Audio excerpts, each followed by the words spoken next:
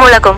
കടുത്ത സീരിയല് വിരോധികളെ പോലും ആരാധകരാക്കി മാറ്റിയ കഥയാണ് ഫ്ലവേഴ്സ് ടിവിയില് സംപ്രേക്ഷണം ചെയ്ത ഉപ്പും മുളകും എന്ന പരമ്പരയ്ക്ക് പറയാനുള്ളത്. 1.200 എപ്പിസോഡുകള് പൂർത്തിയാക്കിയായിരുന്നു ആദ്യ സീസണ് നിർത്തിയത്.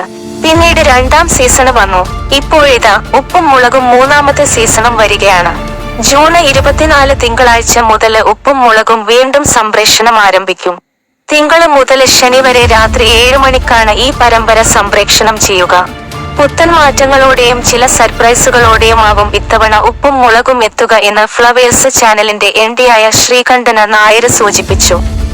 ബിജു സോപാനം, നിഷ സാരംഗ്, അലിസാബിത്ത്, ശിവാനി, അമേയ, ജുഹി റുസ്തഗി തുടങ്ങിയവര് ഇത്തവണയും പരമ്പരയില് ഉണ്ടാവും എന്നാണ് അറിയാനാവുന്നത്.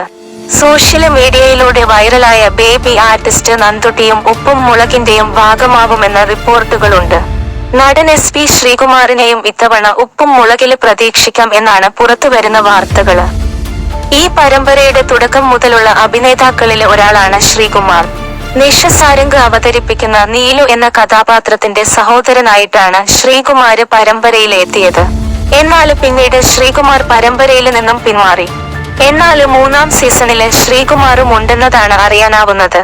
അതേസമയം പ്രേക്ഷകർ ഉറ്റുനോക്കുന്നത് മുടിയൻ എന്ന കഥാപാത്രമായി തിളങ്ങി ഋഷി S കുമാർ പരമ്പരയിലേക്ക് തിരിച്ചെത്തുമോ എന്നാണ്. ബാലു നീലു ദമ്പതികളുടെ മൂത്തമകൻ മുടിയനായി എത്തുന്ന ഋഷി പരമ്പരയിലെ അവിഭാജ്യ കഥാപാത്രങ്ങളിലൊന്നാണ്. എന്നാല് ചില പ്രശ്നങ്ങളുടെ പുറത്തു ഇടക്കാലത്ത് ഋഷിയെ പരമ്പരയില് നിന്നും പുറത്താക്കിയിരുന്നു.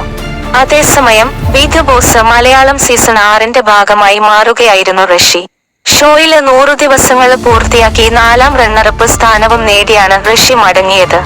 ബിഗ് ബോസിലൂടെയും ജനശ്രദ്ധ നേടിയ ഋഷി പിണക്കം മറന്ന് ഉപ്പും മുളകിന്റെ 3ാം സീസണിലേക്ക് എത്തുമോ എന്നാണ് പ്രേക്ഷകർ കാത്തിരിക്കുന്നത്.